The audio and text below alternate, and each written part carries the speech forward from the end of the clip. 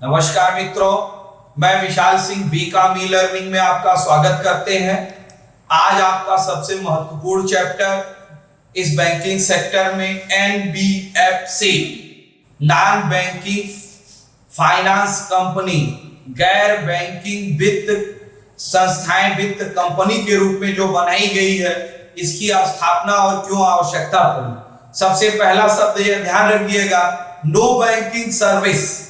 इसके अंतर्गत जो भी बैंकें आती हैं, कार्य करती हैं, वो बैंकिंग फैसिलिटीज आपको प्रोवाइड नहीं करती। मैक्सिमम जान लीजिए, बैंकिंग प्रोवाइड बताना महत्वपूर्ण होगा क्योंकि आगे फिर कंफ्यूजन आप ना पैदा करिए अपने आप में। ये सेविंग अकाउंट, करंट अकाउंट या एफडी, आरडी ऐसे कोई खाते आपको नहीं खोलती। ये अपने यहाँ डिपॉजिट तो करती है लेकिन विथड्रॉल की कोई सुविधा नहीं देती। ये टर्म एंड कंडीशन होती है, निश्चित अवधि के लिए आप पैसा जमा करेंगे। वो अवधि 1 वर्ष की हो सकती है, मैक्सिमम उनके आपके ऊपर जो एग्रीमेंट है उस पर डिपेंड करता है। ये लोन देती है अपने डिपॉजिट पर, ना कि आपके मॉर्गेज पे जमा।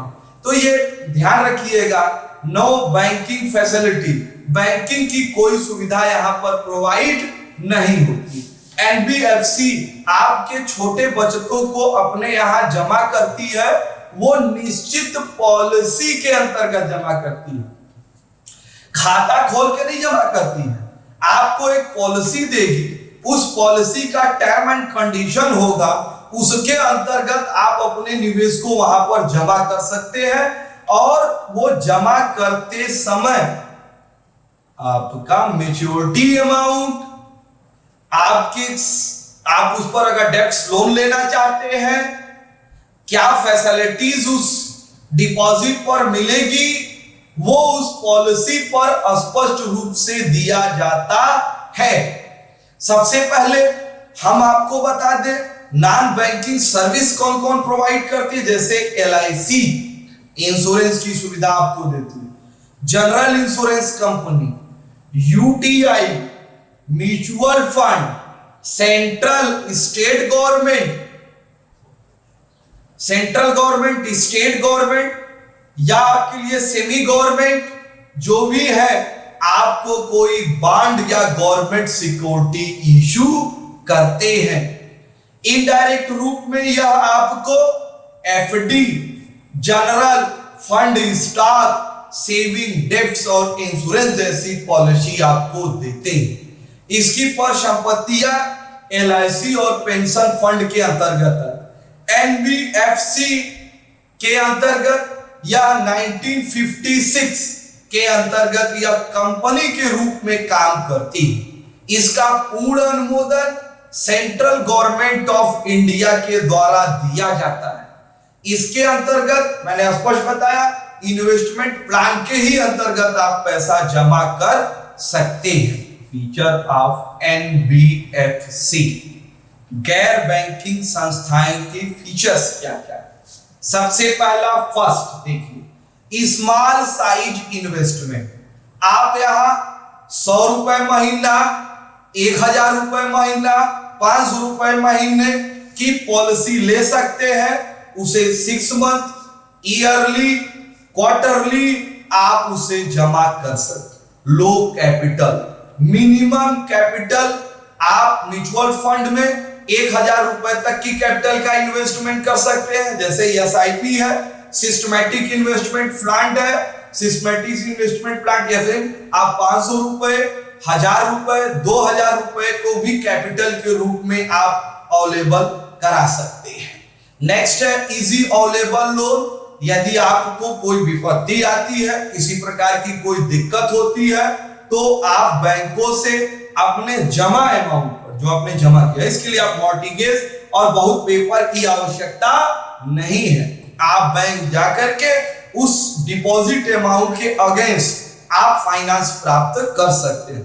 अनसिक्योर्ड लोन, इसके लिए कोई आपको बंधक देने की आवश्यकता। Support to economic needs, Bharat की आवश्यकता इकोनॉमिक व्यवस्था को बढ़ाने में सहयोग करती है, आपकी आवश्यकताओं की पूर्ति होती है, जिससे भारत सरकार की जीडीपी भी बढ़ती है।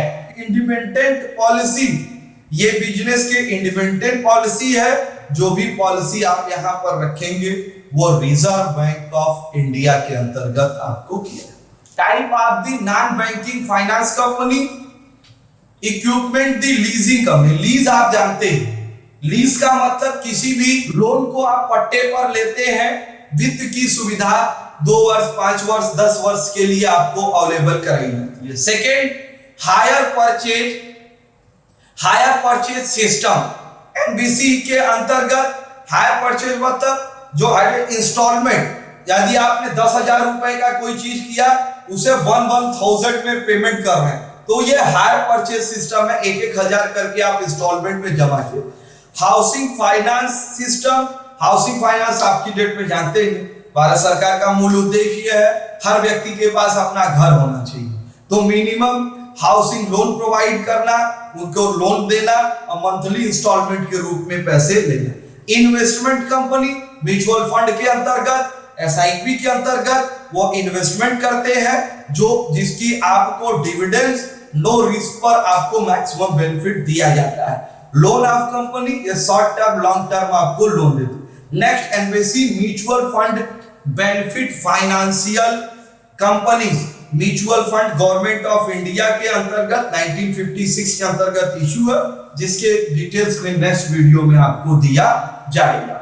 नेक्स्ट आपको मैं बताना चाहूंगा, इंपॉर्टेंट है, role of NBFC, non banking finance corporation की क्या भूमिका है।